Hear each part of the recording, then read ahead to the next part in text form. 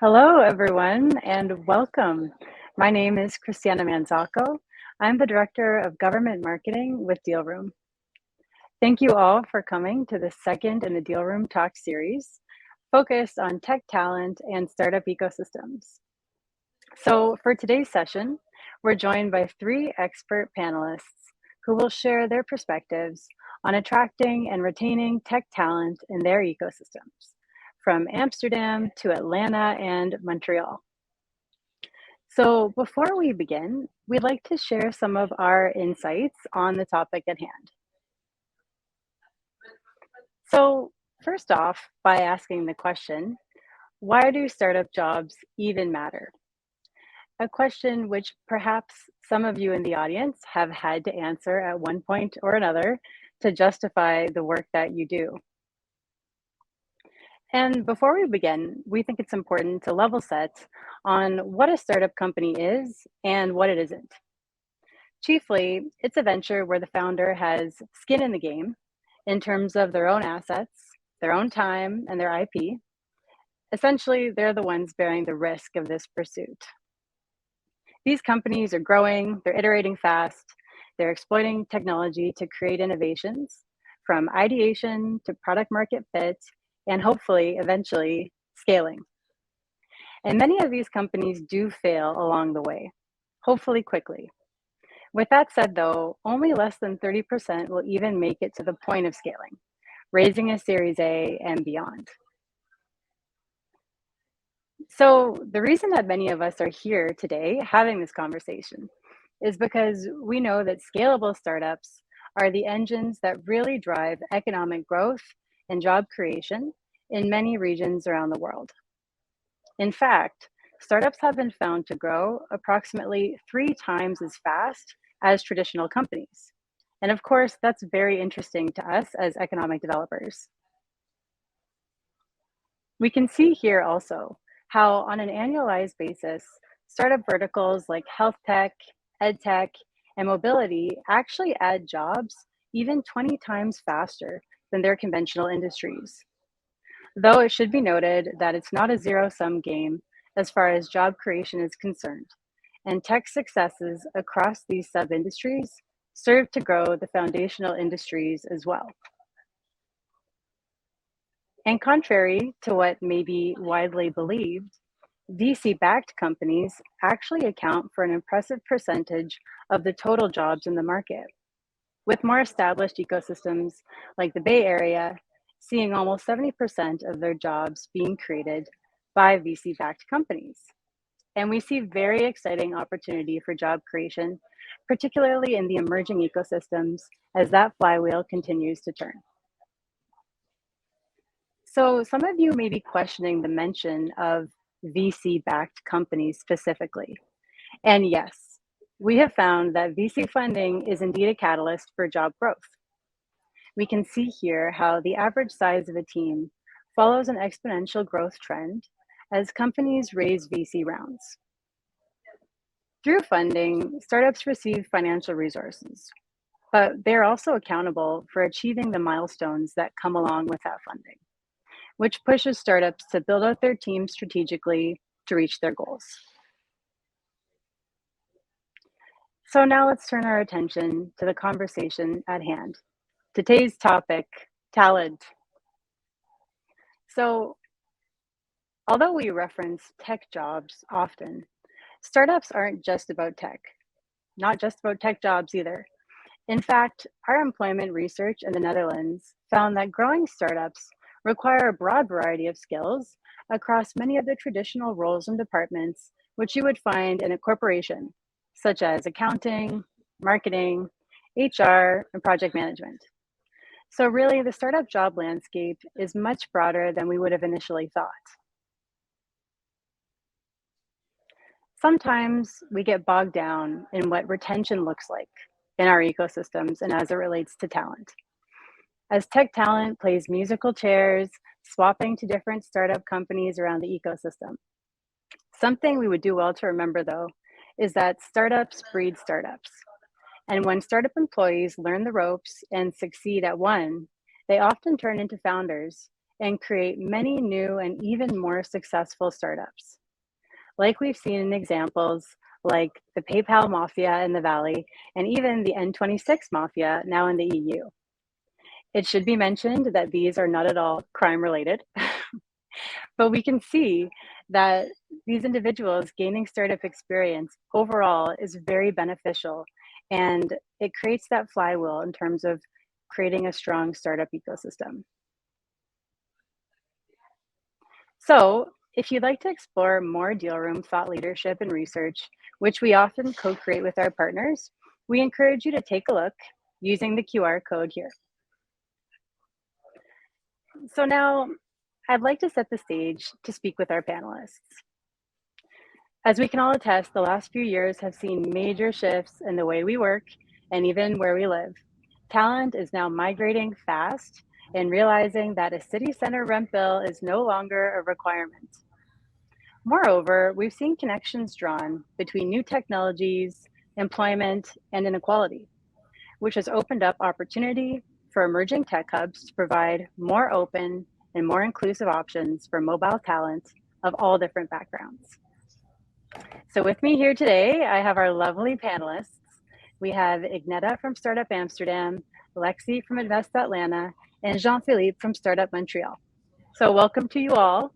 We're so excited to have you here with us today. We'd love to take a moment to hear an introduction from each of you expert panelists. So how about we start with Igneta, and then we'll move to Lexi, and last but not least, Jean-Philippe. Hi, hello. Do you hear me well? Perfect. Thanks for having me here. My name is Igneta. I represent Startup Amsterdam, which is an action program run by the municipality of Amsterdam that brings private and public parties together to support the growth of startups, scale-ups, starting entrepreneurs, and other ecosystem players. For almost 8 years, we have been positioning Amsterdam as one of the major tech hubs in a global scene. And talent is a big topic in our action program. We also work with other departments like International Newcomers Center and Foreign Investment Agency. As a talent and diversity lead, I take a role in connecting different ecosystem players, stimulate collaborations, and also initiate projects that make our talent pool more diverse, more accessible, and sufficient for the fast growers. Awesome. I'll hop in. Great to see everyone. My name is Lexi Newhouse, and I'm representing Invest Atlanta. Invest Atlanta is the City of Atlanta's economic development agency. And to level set the audience, Atlanta is a city of about 500,000, super robust, maturing startup ecosystem here within the state of Georgia in the United States. So in terms of what we do day to day, we're really here to strengthen Atlanta's economy, global competitiveness, to create opportunity and prosperity for all people of Atlanta. As the Innovation and Entrepreneurship Program Manager here, I specifically focus on building Atlanta's startup and innovation ecosystem. So that's largely through convening and connecting entrepreneurs to the various resources, incubators, accelerators, et cetera, here in the city of Atlanta. Of course, tech talent is a huge topic of discussion for us and how we better do that here in the city, especially with partners like Workforce Atlanta, our workforce development agency. But I know we'll dive into that a little later in the panel. So thanks again for having me. So hi everyone, and thank you Dealroom for hosting the panel, really putting the light on important topics truly affecting our ecosystem today. In brief, Startup Montreal is the recent fusion of Bonjour Startup Montreal and Montreal Inc., which had already accumulated 25 years of experience. Our ecosystem is in a phase of globalization, and our mission is clear: to increase the existing potential of our Montreal startup ecosystem in two ways. One, to extend its reach, and then to multiply its positive spin-offs. I'm personally responsible for the development of the talent program. I've been in-house for the past 3 weeks. Coming from a marketing and entrepreneurial background, I previously launched my own company in talent management, specialized in optimizing access to global freelance talent, while I was also coaching emerging startups on different levels of growth. My personal objective is to unify our local startups using innovative tactics that will create more impact in terms of attracting more qualified local and global talents into our ecosystem. Amazing. Well, thank you all for being here today. It's incredible to have these perspectives from two different continents, really diverse perspectives that you bring from each of your ecosystems. So with that global context here, I wanted to just sort of give an opportunity to touch upon the top issues that each of you are really experiencing in your respective ecosystems. And please feel free to provide some context because, as I said, we have people tuning in from all over the world. We serve about 50 plus different geographies. So what's keeping you up at night? What are the top issues? Who would like to start? Go ahead. I will start. Well, obviously shortages in labor market. We have a boosting ecosystem with lots of new foreign companies, but also local startups and scale-ups. We just got 3 new unicorns, so they need people tomorrow. And it is a big problem because there is obviously a shortage of talent and not enough local talents. We mainly focus on tech talent because that's the biggest demand, and we have at the moment around 5,000 vacancies in software development. So that's a big problem. Tech teams are also led by international talent. Less than third is Dutch talent. So it is a big problem. Besides that, there's also skills mismatch. We see that some freshly educated juniors struggle sometimes to find a job to enter the market, and tech talents constantly need to upskill themselves with the newest programs and to adapt to the needs of the market. So skills mismatch, I see it as a second big problem. We also have lack of gender diversity in tech teams. Not sure how urgent this issue is for companies, but we miss out on a very big untapped talent pool if we don't include diversity in the recruitment strategy. And yeah, a few other challenges like mismatch in information, where to find talent, where to find initiatives. There are some stigma around alternative education and retrain talents. So these all, I think, are the main issues that we face. I'm seeing a lot of nodding from the group. So maybe although we're across geographies, people are experiencing some similar challenges. Lexi, what about yourself? What's keeping you up at night? Yeah, absolutely. I think in terms of the city of Atlanta, economic mobility is a huge focus for us across the agency and the city. Essentially, if you are born poor in Atlanta, you are likely to remain poor. And so, we really see entrepreneurship as a mechanism to combat that and achieve economic mobility, economic development here in the city. So it's a matter of really tapping into that underserved, underrepresented communities, getting them upskilled, trained, providing the resources that they need so that they can truly access these amazing opportunities that are being brought and created here in the city from startups, corporates, etc. And just being able to tap into that. So, I think we have plenty of talent here. It's a matter of training and connecting them to those types of opportunities. So economic mobility is huge for us.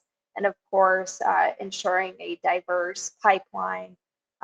Thankfully, 1 in 4 tech workers here in the city are Black. So super diverse pipeline. And we just want to continue expanding upon that and ensuring opportunity for all. Anything to add, Jean-Philippe? Indeed, we do have a lot of similar problems, no matter where we are in the world, it seems. But put you in context, in our for in the Montreal situation, we have a growing ecosystem of startups, over 1,300 active ones at the moment, with high potential of growth, but it's being jeopardized mainly by lack of access to talent.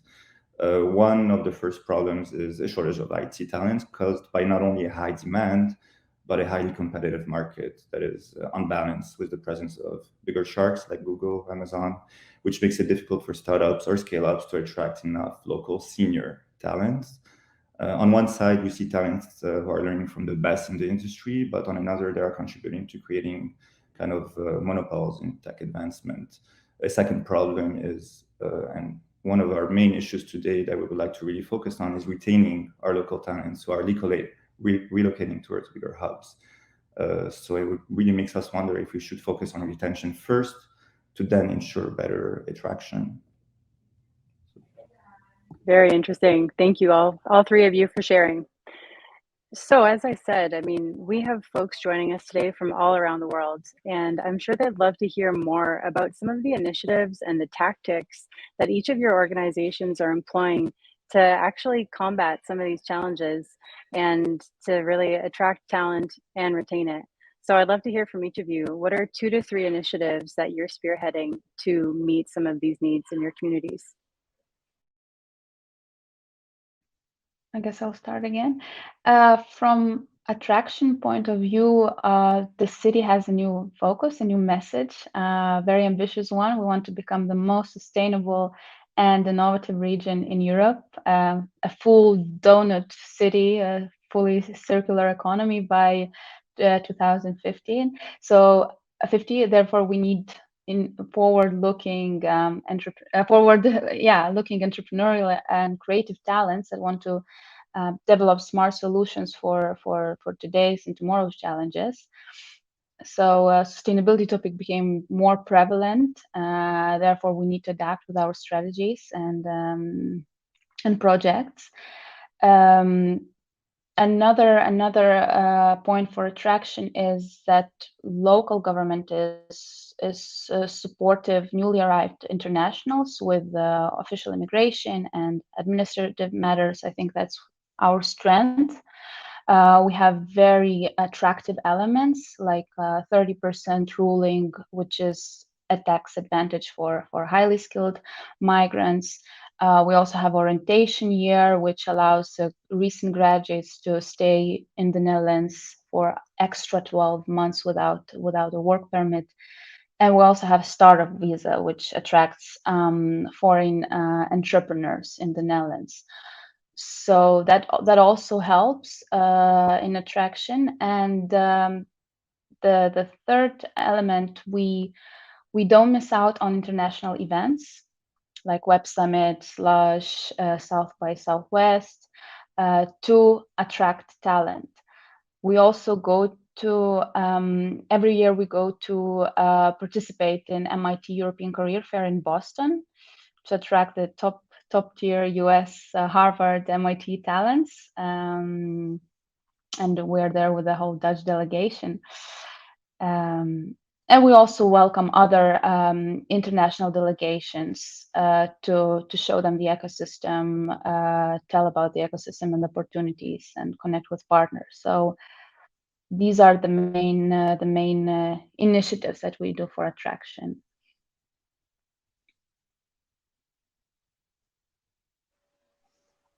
From Atlanta side, really just tapping into the local university, college, and vocational training systems here. We're thankful to have such a great presence of historically Black colleges and universities. Georgia State, which is one of the top producing universities in the nation for Black graduates. So I think, the opportunity that we've really began to focus on is the opportunity to intersect more within the university pipeline here locally. So a few initiatives in how we do that. We have a program called Students to Startups where we subsidize the cost for an intern attending one of the local universities to work at a scaling startup here. We help cover those costs. So it's really a win-win for both the students and the startups. And then, most recently, we have had WorkSource Atlanta, the city's workforce development agency, integrate into the Invest Atlanta umbrella as part of our economic mobility strategy. So we're one of the few economic development agencies in the nation, from what we've seen, that has this alignment between economic development and workforce development. So that really allows us to work together, help train, individuals from underrepresented and underserved backgrounds to get into these types of positions and opportunities. So that integration began in 2020. It's still a process of bringing them on, but thankful to have WorkSource Atlanta as a partner in fueling some of these tech talent initiatives for the city.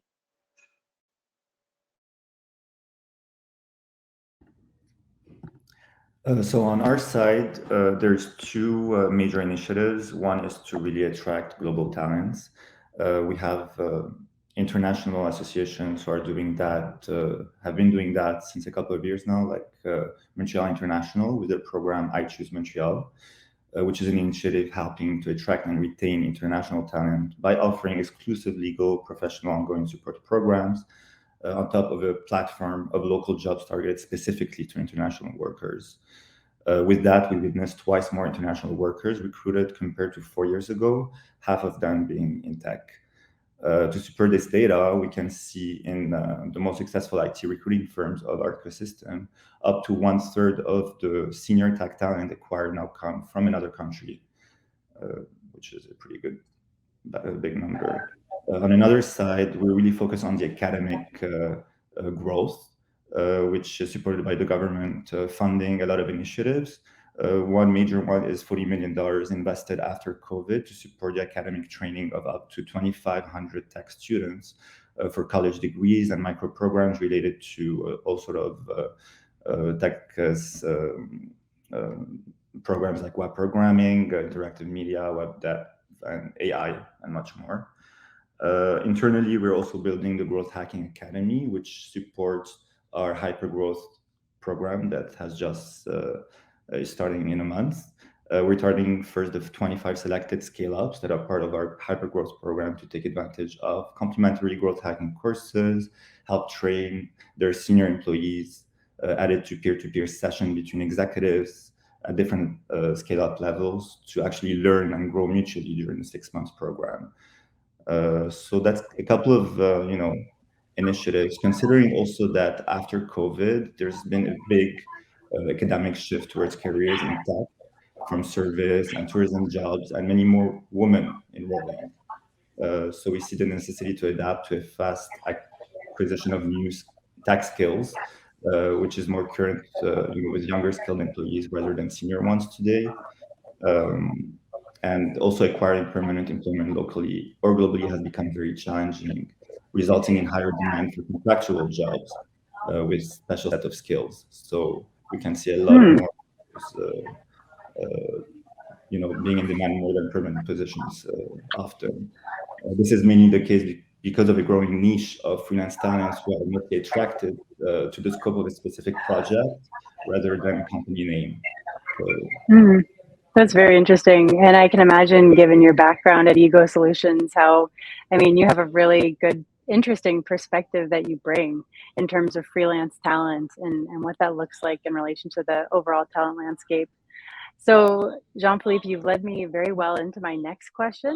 And I'd love to hear from the other two in terms of, we know that things have changed very drastically in terms of the world of work after COVID, or maybe still during COVID, depending how you look at things.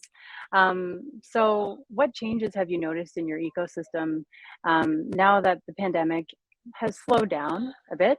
And what are you doing in your organizations to meet some of these new developments and challenges? Well, we definitely learned which sectors proven to be resilient in COVID times. However, the market was still growing, and there were, well, as I mentioned, we got 3 unicorns. So the market was growing, and companies still needed talent, and so we still involved them in different projects and initiatives, focusing, of course, on the sectors that were performing in COVID times. But of course, the shift to hybrid or fully remote working was obvious. And what's interesting is before we saw that the remote working is nice to have, but now it became as a must.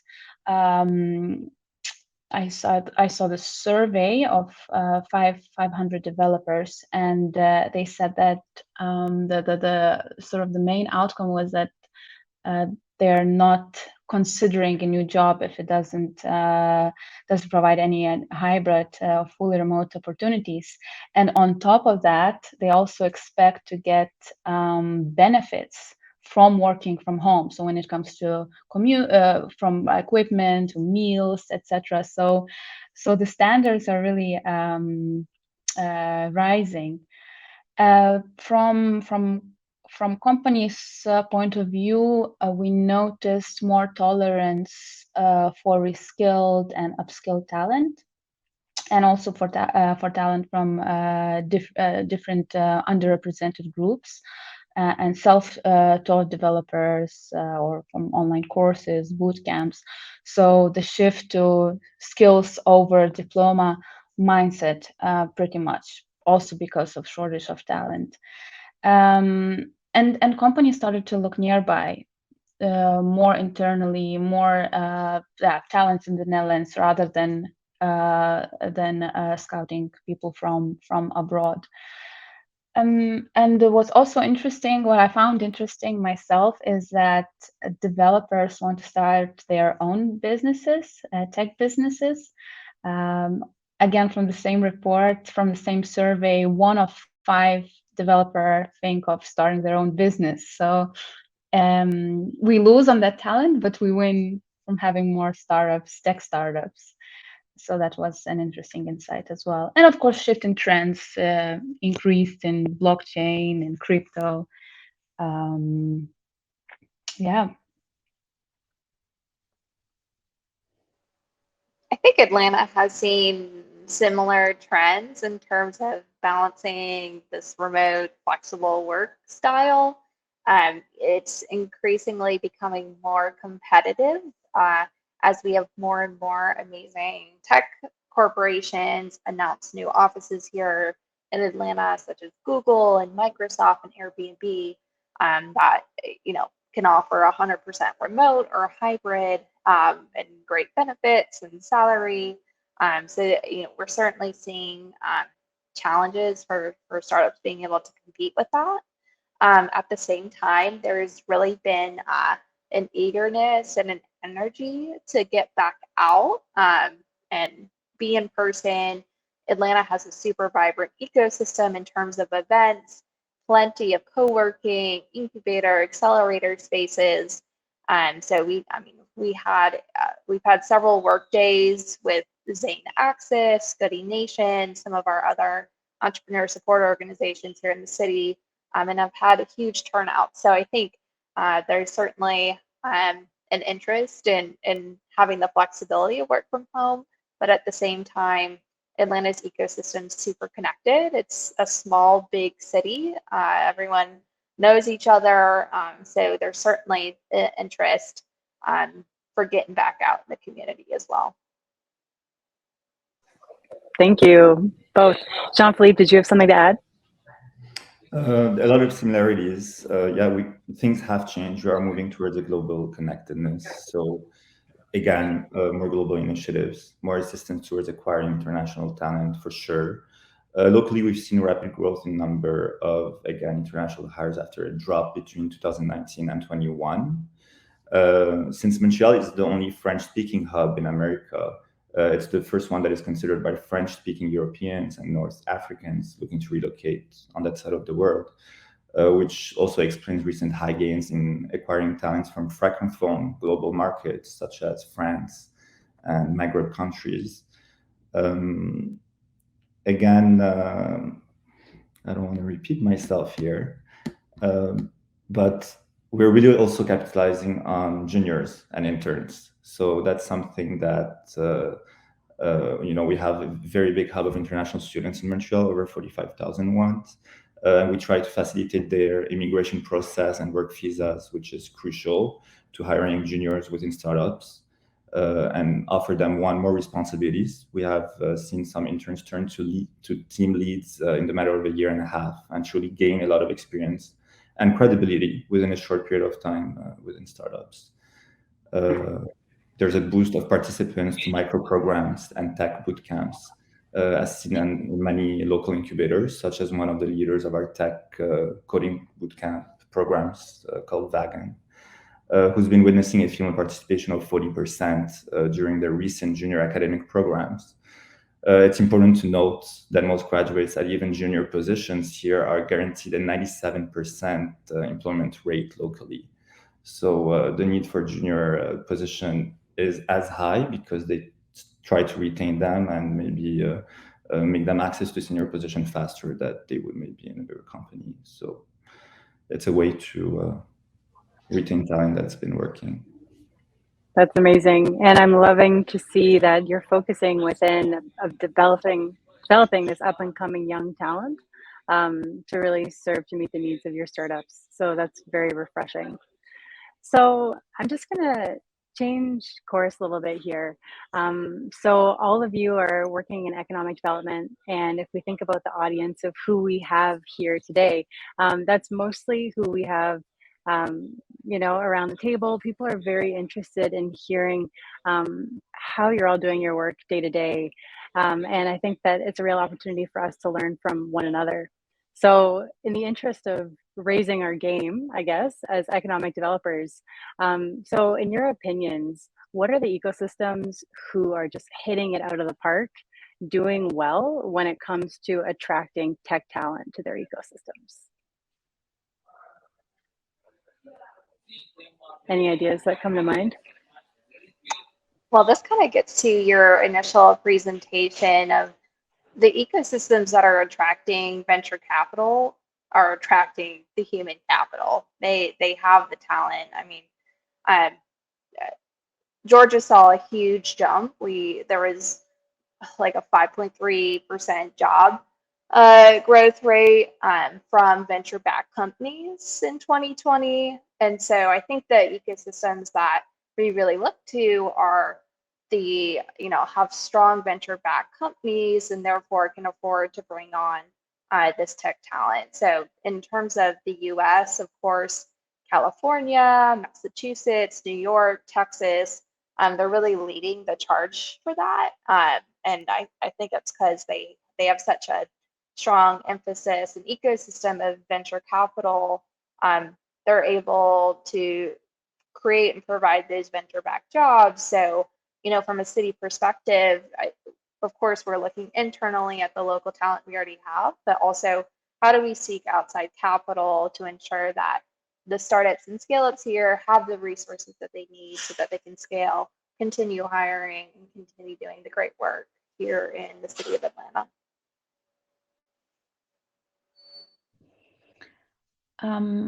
What I notice is that some other ecosystems are a bit more aggressive, proactive in attracting talents. They have certain projects that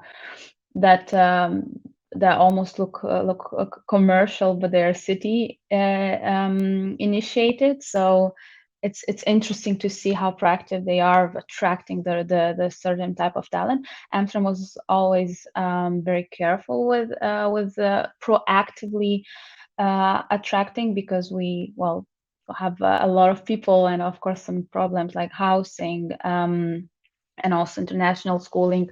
So we're less aggressive. However, from now on, since we sort of defined the new growth sectors And the new needs will also be more focused on what kind of talent to attract. And that's more perhaps on the retention part. But what's inspiring, France, for example, they do accreditate certain, well, actually not certain, most of the academies, which I think is great because it gives companies more confidence hiring from different talent pools, alternative talents. So that's something to really look up to. Yeah, to add to that, a major incentive would be to have maybe more flexible work philosophy that no longer goes maybe characterized as avant-garde, but has become increasingly imminent by introducing, for example, a 4-day week policy, which has proven to improve productivity to up to 20%, added to maybe proposing a fully remote working environment, fast opportunities of growth within startups, but also continuous training that is covered by employers. We can add to that the possibility to maybe offer stocks to employees for smaller companies to help them maybe retain those talents. Thank you. So I guess we've talked about some of the inspiring opportunities, but then you all also touched upon some of the constraints that we have as economic developers, right? Unfortunately, there's always going to be those challenges that we internally have to deal with. And I'm getting a lot of really exciting questions in the chat that relates to some of these challenges. So I'd like to ask you some of these kind of questions. So Agneta, you touched upon the cost of housing prices. One of our comments in the chat says affordable housing is often cited as one of the largest reasons for tech talent immigration and emigration. So do ecosystem developers actively try to impact policy around housing prices in their areas, and what does that look like? Mm-hmm. From the housing point of view, Amsterdam real estate market started to breathe again during COVID because lots of internationals left to their home countries. It was with a better situation.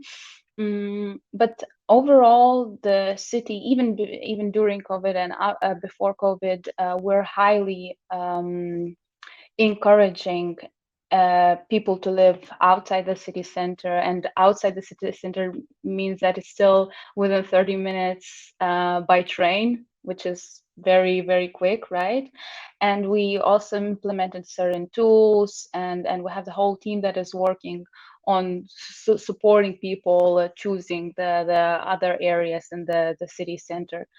And of course there are certain policies and like Airbnb, right? So you cannot fully rent all your apartments full time. You have to have some space also for renting. So yeah, but overall during the COVID we saw an improvement, natural improvement.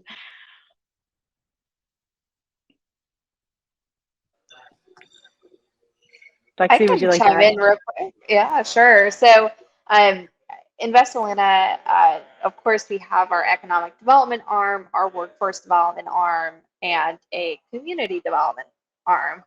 And that specifically focuses on affordable housing efforts here in the city. Atlanta is notorious for its lack of affordable housing. Just in last year alone, our affordability as a metro declined by almost 20%. So that's due to a ton of factors, right? So limited inventory, historically low interest rates. So you know it's quite difficult for home ownership here within the city due to those reasons. So we've seen quite a few things, right? So people switching to rentals, people moving further out of the city for more affordable houses. So it's been a combination of things, but that is really a priority of the city, is to continue creating affordable units. And we recognize that it's going to be important for a lot of things, including retaining and attracting tech talent here. Thankfully, we are more affordable than San Francisco or Boston or New York. So we do have that going for us, but still plenty of opportunity to work with and improving that.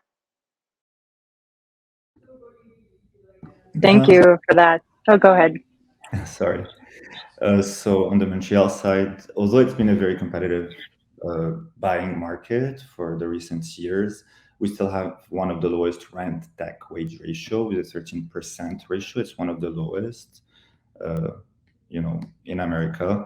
And also there's a lot of investments that are done to maybe encourage migration of population outside of the center by introducing the new RAM train, which is going to be 27 new stations gradually opening from 2023. This is going to maximize connectivity between the center and the South Shore. So a lot of more options for locals to migrate and even international immigrants to have even more options.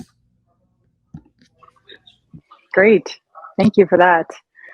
So I'm getting some questions in the chat here about startups and really how are we supporting the startups in our ecosystems to address some of their main needs and challenges, right? So for instance, relocating talent to your ecosystems, how are we supporting startups as it relates to getting visas, immigration, housing? Do any of you have any solutions or programs that you've put in place to aid with that process?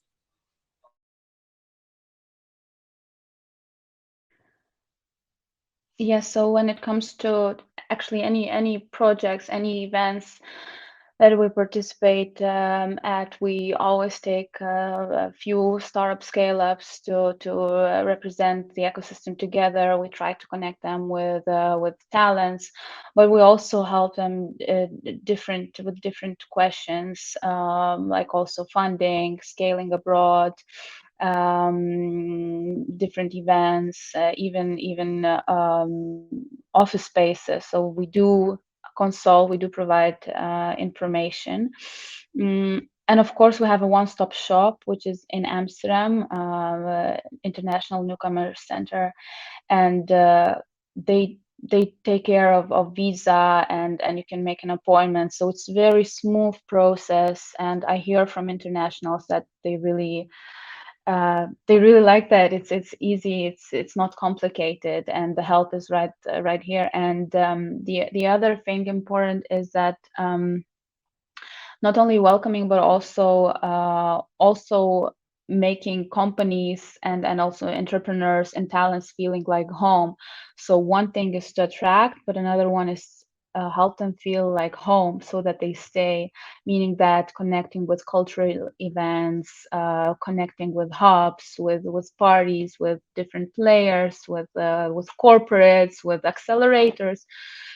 So you always need to play this role of connecting both talents and startups in order to make them feel like home.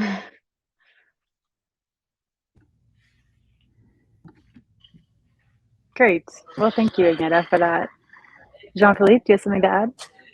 Sure. I mean, I've mentioned it before, we are attracting more international talents, but we can also do much better. We really put an emphasis on the city attractiveness because it's cheaper and it's supported by not only one of the fastest tech growth hubs in the region in terms of AI, biotech, but also in terms of the cost of life. Something that can help us more is really initiations from our governments.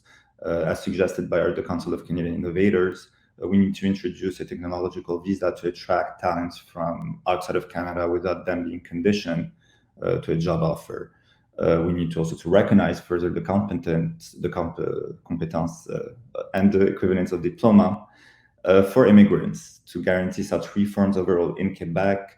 There needs to be a better coordination between our provincial and federal governments to install more flexible laws and truly fasten the acquisition of global talents, which usually can take up to 4 or 5 months, and the needs of the companies change meanwhile. So fastening the acquisition of global talents is crucial today.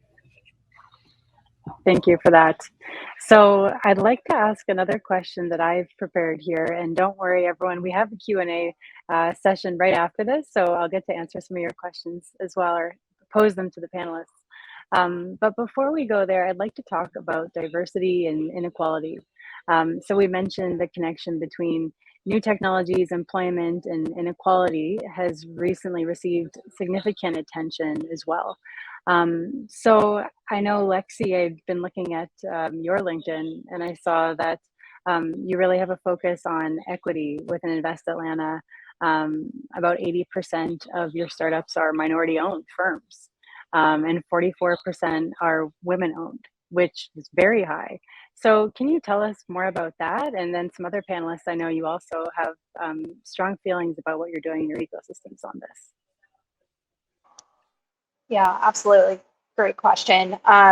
So, of course, economic mobility is a priority for us across all departments at the City of Atlanta. So, in terms of innovation and entrepreneurship, we've just been very strategic with the outreach. So, following the pandemic, we've recently opened several satellite offices throughout the city as part of our American Rescue Plan allocation that we had received. So we are specifically in the communities that we're looking to support. That's in terms of the city geography, largely on the south and southwest sides in brown and black communities. So that's our focus is, of course, being accessible online. So that was through initiating online chats, ensuring accessibility with staff members. We implemented virtual office hours meeting. So digitally, we have that level of accessibility. And now following the pandemic, ensuring that we have those in-person connections and accessibility as well. So it's really that two-pronged approach that we've prioritized so that underrepresented and underserved entrepreneurs know about us and can get the resources that they need.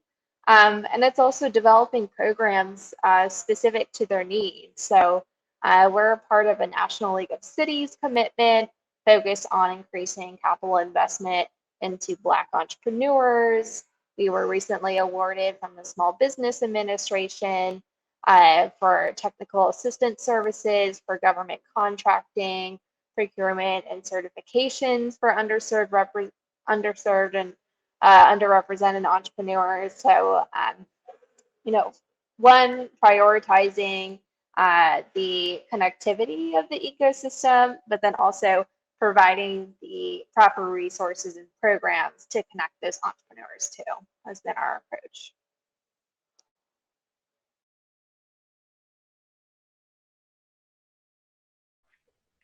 So Ignata, I was expecting you to respond. So tell us more. I mean, so you're the team lead for diversity at Startup Amsterdam, correct? So what are some of the initiatives that you're working on right now, and some of the programs that your organization is working on around this? Yes, as I mentioned, companies really miss out if they don't discover the diverse and inclusive pools, tech talent pools. And I'm not buying anymore that there is not enough female developers. There are enough, and there are a lot of initiatives that focus on women, that focus on refugees, and focus on talent from different backgrounds.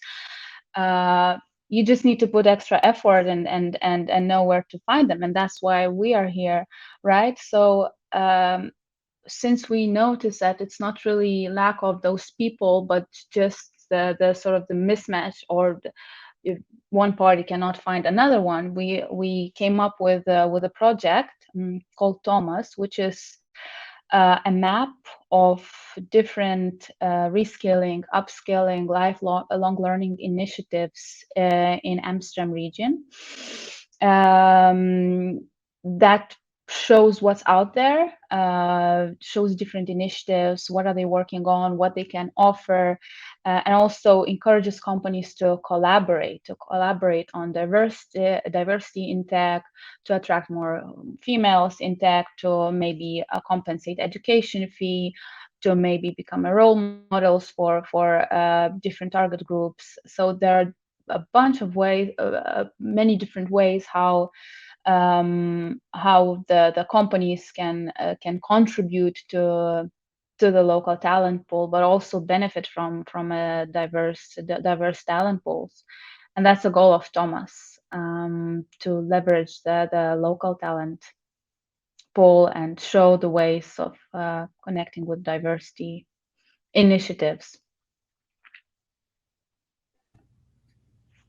Go ahead, Jean-Philippe. Yeah, that's very complete. But to add to it, I mean, it's very encouraging here to see that we're getting to a point where more women and minorities are contributing to the growth of our ecosystem.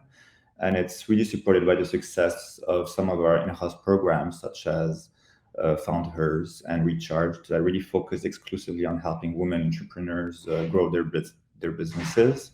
And we also see, as mentioned before, a lot more IT programmers which are women on a junior level. So there is an acquisition of more women in that category, less into data. So of course there's progress to be made in each new company, especially to really focus on diversity and inclusion. Montreal is a very diverse city. It's something that is within our MERS, it's a word. Yeah, we have a lot of organization really pushing that forward. Thank you for that. That's very encouraging. So, all of you have cited some really exciting statistics, exciting to me at least, and likely many of the people in the audience. And of course, being at Dealroom, we care very much about data and research. So, can you all explain to me in a little bit more detail how research on your startup ecosystem helps you better understand and manage the tech talent needs in your ecosystem? We are very happy with your reports and the startup map. When we go to missions abroad, like European Career Fair in Boston, they are actually so amazed by the tool and being able to see all the startups, all the scale-ups to filter them out. So we are very happy with that. And reports, of course, it helps us to understand the market, understand which sectors are performing or underperforming. And in this way, we can adapt as well, shape our projects and shape our strategies. So it all starts from data, right? We've been able to leverage the Dealroom platform as well, in alignment with our economic mobility strategy, which has been huge. That was launched in 2020, and we didn't necessarily have a data source specific to startups and just the innovation ecosystem as a whole at that time. And so with Dealroom, we're able to track based on council member districts, which is super important to us because as an agency that's prioritizing investment into South and Southwest Atlanta, we can directly track the number of startups and entrepreneurs and capital investment within those specific districts on the South and Southwest side. So visually, it's been super helpful. And of course, for various presentations, whether to the mayor, council members, and other stakeholders for the city, having that data in real time is super valuable for us and allows us to benchmark it as we progress through the year.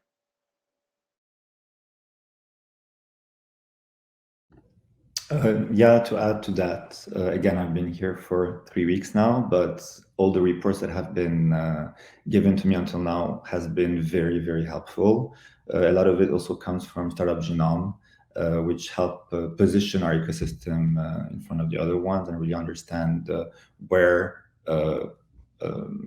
progress has to be made and what's the weakness and the strength of each ecosystem. It's been really helpful. We're also undergoing a research at the moment with MA, a local research firm that really is kind of focused on talent, reality of talent in the region, and how startups can also develop their acquisition and retention better. So it's going to be a big one in the next 3 months. Can't wait to share that. Thank you. And we can't wait to see that. So looking forward to having that come our way.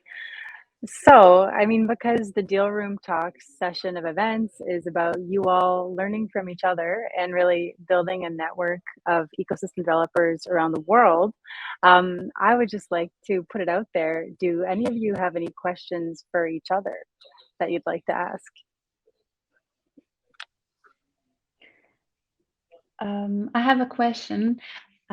Obviously, businesses play a huge role in talent development, and they're very important in upskilling, reskilling, also questions.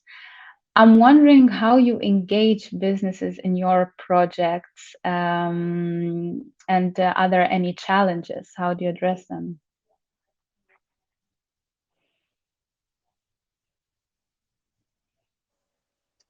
I think for us, getting to the earlier point of accessibility. So, well, of course, the Dealroom platform has been helpful in terms of sourcing startups to engage with that are scalable and high growth and oftentimes social impact. So, I think leveraging that kind of technology has been helpful, but also ensuring the accessibility piece. So, we've implemented virtual office hours, so essentially anyone can book time with us to discuss opportunities for partnership, how we can support, things of that nature, in addition to the satellite offices that we recently rolled out. So for us, accessibility is huge. Partnerships, that type of engagement um, is what we continue to prioritize along with customer service. Yeah, very similar to our initiatives. One big hub of our organization is our conciergerie department, which is kind of the first interaction any startup or scale up would have with us. And then we help direct them to, very specific resources and programs. It's been very efficient to really optimize, the effect of what that department can do. So yeah. Amazing. Thank you so much for sharing. I love that. Any other questions that you all have for each other? I guess I'm curious for just opportunities for collaboration. I mean, granted, we're all competing against each other for talent and startups and venture capital, but what are, I don't, maybe specific industries or specific areas where you're like, no one else can offer what we offer? So I guess playing to the strengths of each other's ecosystems, to ensure that type of collaboration, and if that would even be of interest. Yeah, I think it's crucial for startups to be able to collaborate further, especially in terms of maybe exchanging talent resources, maybe creating. We're starting to think about the possibility to maybe attract talent by making them go through different companies within maybe a 2-year program. It could be local and global. So then there would be a prior program where they would start here for 6 months, then move maybe to you for another 6, then maybe Amsterdam for the rest, and then really evolve progressively throughout that parcours. It's really an idea for now. It's something that I'm really excited to maybe talk about and maybe develop further. From our side, we're, I would say, more collaborative with European cities so far. We also initiated the Scale Cities, which is a alliance of 13 European cities where we exchange best practices, meet once in a while, support our startups and scale-ups. So we don't have that with other continents, but what we are interested in, missions abroad. As I mentioned, we go to Boston from time to time, and other conferences. So would be nice to learn also, exchange, this information of which events to tap into, and also maybe the exchange programs, as Jean-Philippe mentioned. So I guess it also needs some exploration as well. What are we doing, and how we can support each other. Great. Well, thanks to you all. And I love that in the end there, to wrap it up, we thought about an initiative that we can all collaborate on together. So that's really nice. So thank you so much to the panelists for your time, for your candid discussion, and everything you provided. I think we've all learned a lot from this panel. And from now, we can get to know each other a little bit better because there is networking now after the session. So if you go to the People tab, you can connect with each other, and we hope you get a lot of value from it. So thank you so much for your time, and I look forward to seeing you in a few minutes. Bye-bye.